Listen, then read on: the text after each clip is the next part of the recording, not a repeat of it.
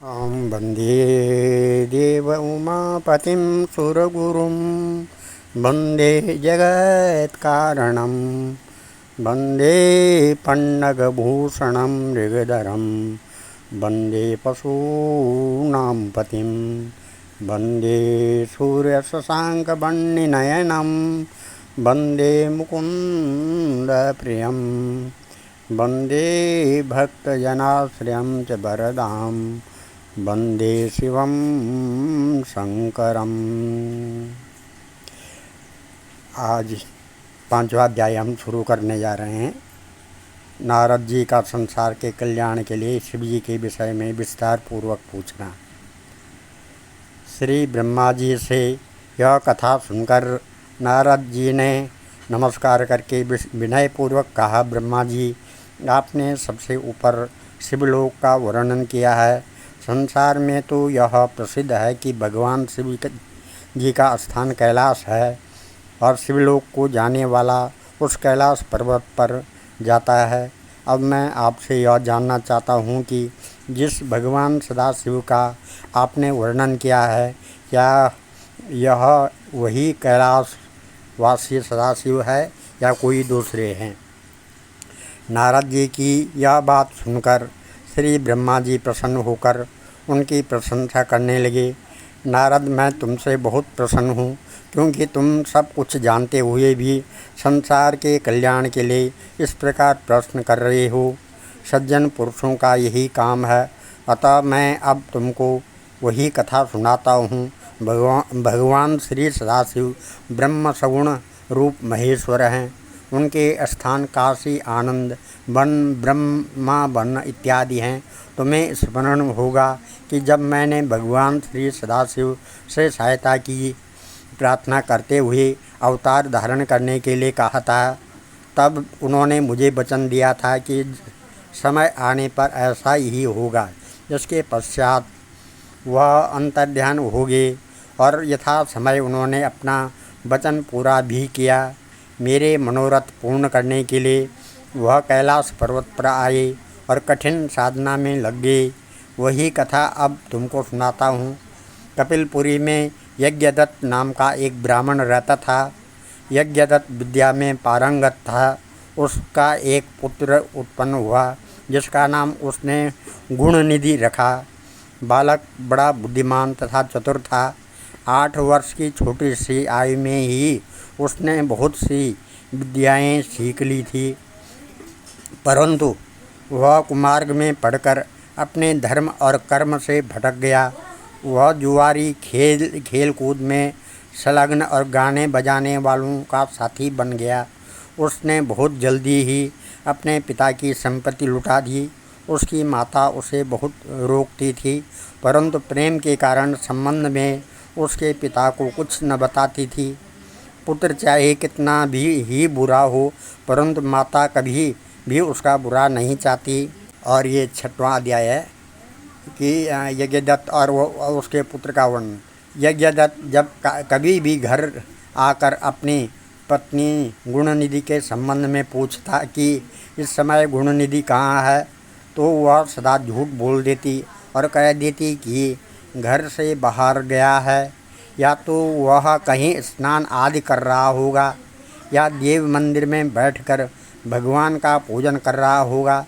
यज्ञदत्त अपने पुत्र के संबंध में इस प्रकार हमेशा अंधेरे में ही रहा। असली भेद जानते हुए उसने गृह सूत्र के अनुसार गुणनिधि का विवाह भी कर दिया। विवाह हो जाने के पश्चात यज्ञदत्त की पत्नी सदा पुत्र को समझाती कि तुम्हारे पिता बड़े महात्मा हैं, अतएव उसके साथ ही बड़े भारी क्रोधी भी हैं। जब उनको तुम्हारे बारे में मालूम होगा तो इसके लिए तुम्हें और मुझे दोनों को ही दंड देंगे। तुम्हारा कुल बड़ा पवित्र है, फिर तुम यह बुरे काम क्यों करते हो?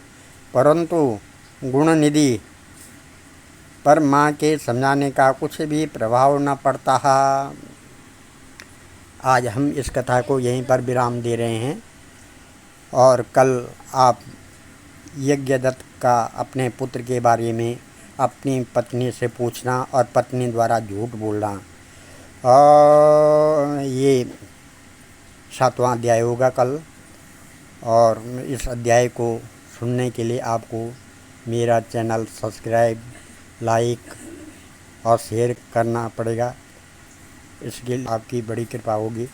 ओम सौराष्ट्रे सोमनाथं च श्रीशैले मल्लिकार्जुनम् उज्जैनं महाकालं ओंकारं ममलेश्वरं परल्यां वैद्यनाथं च डाकिन्यां भीमशंकरं सेतुबन्धे तु रामेशं नागेशं दारुकावने वाराणस्यां च विश्वेशं त्र्यम्बकं गौतमी तटे हिमालये तु केदारं घुष्मेशं च शिवालये एतानि ज्योतिर्लिङ्गानि सायं प्रातः पठे नरः सप्तजन्म कृतं पापं स्मरणेन विनश्यति।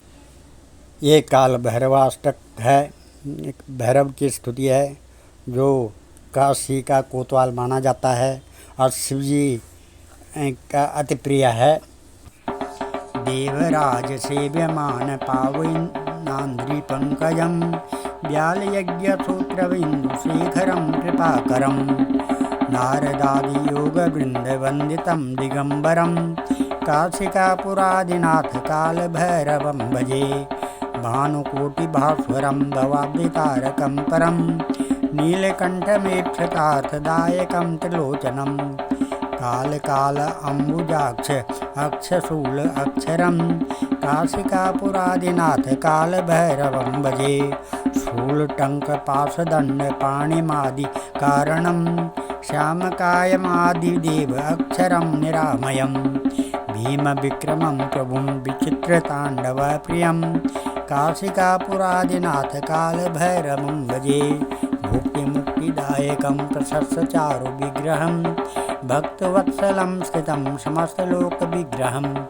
विनिक्वणं मनोज्ञ हेमकिङ्कणीलसत्कटिं काशिकापुरादिनाथ काल भैरवं भजे धर्मसेतुपालकं त्वधर्ममार्गनाशकं कर्मपाशमोचकं सुशर्मदायकं विभुं स्वर्णवर्णशेषपाशशोभिताङ्गमण्डलं काशिकापुरादिनाथ काल भैरवं भजे रत्नपादुका प्रभाभिरामपादयुग्मकं नित्यमद्वितीयम् इष्टदैवतं निरञ्जनं मृत्युदर्पनाशनं करालदृष्टमोक्षणं काशिकापुरादिनाथ काल भैरवं भजे अट्टहासभिन्न पद्मजाण्डकोशसन्ततिं दृष्टिपातनष्टपापजाल उग्रशासनम् अष्टसिद्धिदायकं कपालमालिकन्धरं काशिकापुरादिनाथ काल भैरवं भजे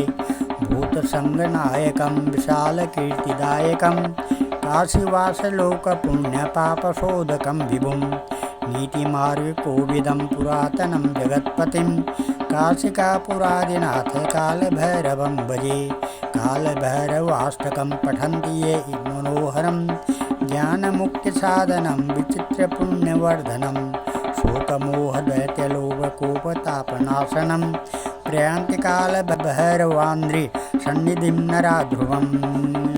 ओम नमः शिवाय नमः। सर्वे भवन्तु सुखिनः, सर्वे सन्तु निरामया, सर्वे भद्राणि पश्यन्तु, मा कश्चित् दुःखभाग् भवेत्। धन्यवाद।